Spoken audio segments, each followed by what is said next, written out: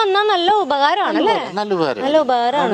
വലിയ പൈസ ഇനിഷ്യൽ ചെലവ് മാത്രമേ വരൂ. അതെ അതെ അതെ അതെ. പിന്നെ അവനെ ഗൾഫിൽ നിന്നൊക്കെ നമ്മള് ഷിപ്പിലേ വിടാം. അതിന് 40 ദിവസമൊക്കെ എടുക്കും. 40 ദിവസമൊക്കെ.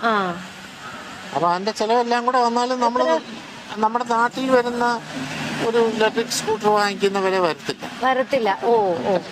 നമ്മുടെ വലിയ സ്കൂട്ടറിന്റെ ഒക്കെ ഉള്ള എല്ലാ അഡ്ജസ്റ്റ്മെന്റുകളും ഉണ്ട്.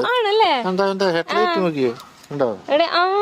രാത്രി നല്ല ലൈറ്റ് ഉണ്ട്, നല്ല ലൈറ്റ് ഉണ്ട്. ഹോണുണ്ട്.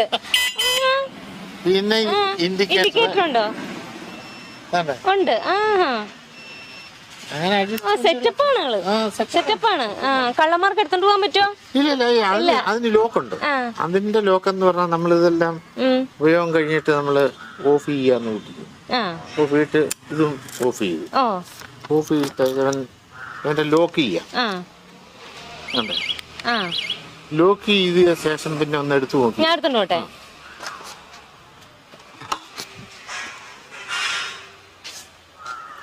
വരുന്നുണ്ടല്ലോ എന്റെ കൂടെ വരുന്നുണ്ടല്ലോ. ഞാനൊന്ന്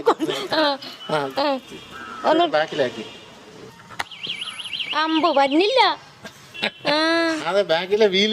ലോക്കായി. പുലിയാണ്. പിന്നെ അവന് സ്പീഡിന് 3 മോഡുണ്ട്.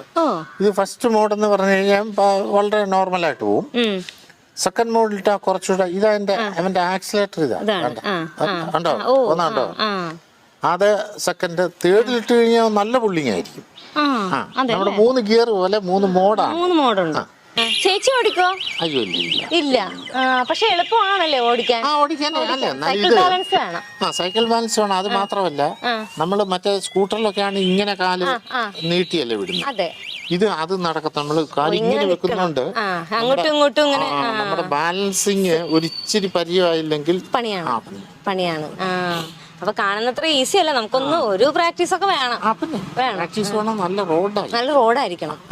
കട്ടറും ഒക്കെ വന്നു കഴിഞ്ഞാൽ പണിയാണ്.